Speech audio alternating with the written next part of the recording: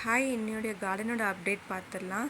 இது orange flower நீங்கள் பூத்தது ஏற்கனவே பார்த்துருப்பீங்க.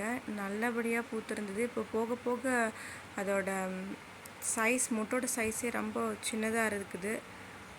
இந்த வாட்டி பூத்த பூ இது தான். இப்படி தான் இருக்குது இந்த செடியோடது. இதே இந்த பிங்க் கலர் டபுள் ஷேடும் அப்படி தான் இருக்குது.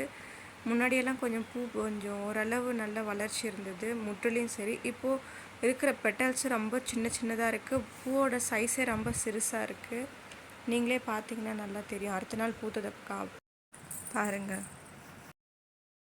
இதை வாங்கிட்டு வந்தப்போ ஓரளவு பெருசாக இருந்தது, இப்போ ரொம்ப சிறுசாக இருக்குது. இப்போது இது மல்லிகைப்பூ முட்டு அடுத்த நாள் பூத்தது காமிக்கிறேன். எலுமிச்சம்பழம் சைஸ் ரொம்ப பெருசு, வாசம் ரொம்ப அதிகமாகவே இருந்துச்சு.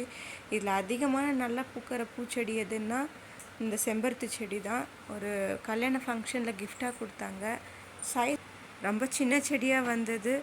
இப்போது நல்லா வளர்ந்து இருக்குது. நிறைய முட்டு, ஒரு நாளைக்கு 5 பூ பூக்குது பார்த்துக்கோங்களேன். ஒவ்வொரு பிரான்ச்சஸ்லையுமே ஒரு 5 மொட்டுகள் இருக்குது. நல்ல வளர்ச்சி, நல்லா பூ தருது. அதாவது எந்த செடி நல்லா நமக்கு ப்ராஃபிட் கிடைக்குதோ இல்லையோ, இந்த செம்பருத்தி செடியில் நிறைய ப்ராஃபிட் இருக்குதுன்னு உங்களுக்கும் தெரியும். செம்பருத்தி பூவில் ஷாம்பு தயாரிக்கிறாங்க, பொடி தயாரிக்கிறாங்க, ஃபேஸ்க்கு போடுறாங்க, ஹேர் பேக் பண்ணுறாங்க. இது போல் நிறைய யூஸஸ் இருக்குது. வளர்க்குறதா இருந்தால் செம்பருத்தி செடி பிளான்டிங் பண்ணுங்கள். நல்லா ஹாப்பியாக இருங்க. பை.